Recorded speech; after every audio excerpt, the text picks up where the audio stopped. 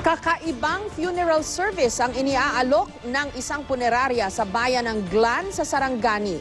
Isang total funeral package. Kasama na riyan ang home service na pag-iembalsamo at pagde-deliver ng mga kabaong gamit lang ang motor. May report si Mariz Umali. Kahit maraming kakompetisyon, hindi raw nawawala ng suki sa funeral business. Si Joseph Sobretodo, may abot kaya kasi siyang total funeral package. Siya na ang mismong gumagawa ng kabaong at may libreng delivery pa. Pero imbis na gamit niya karo, ang kabaong isinasakay sa motorsiklo. Yung makitid gani ang daan na hindi na mapasok ng sasakyan.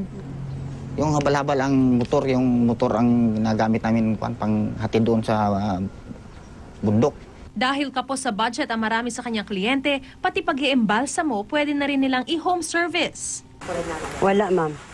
Layo dirito asaglan. Nga magkalisod pag yun mag-ulan-ulan, na wala may sakyanan, magkalisod yun. Hindi naman kailangan lumayo pa ni Aling Adela ngayong undas dahil ang mga libingang kanyang bibisitahin wala sa sementeryo, kundi nasa bakuran lang ng bahay niya. Ito ang puntod ng kanyang mister. Ito naman ang libingan ng kanyang mga aso. Magkatabi lang at may kanya-kanya pang nicho. Anytime during the day o when itirabi, makaumayak lata. Kung nasa public sila, hindi ko magagawa yon. Kabilang si Aling Adela sa tribong Tingyan at kabilang sa kanilang nakaugalian ang paglilibing sa kanilang mga yumaong kaanak sa kanilang mga bakuran.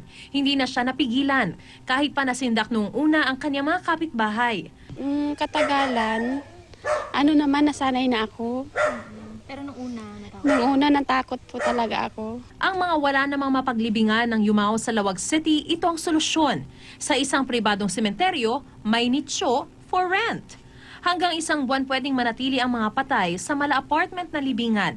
Naisip daw ito ng pamunuan ng sementeryo dahil madalas bahain ang kanilang lugar at naaantala ang libing.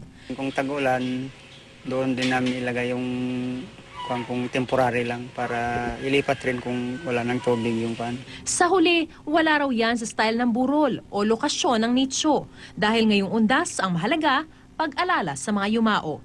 Mariz Umali, GMA News.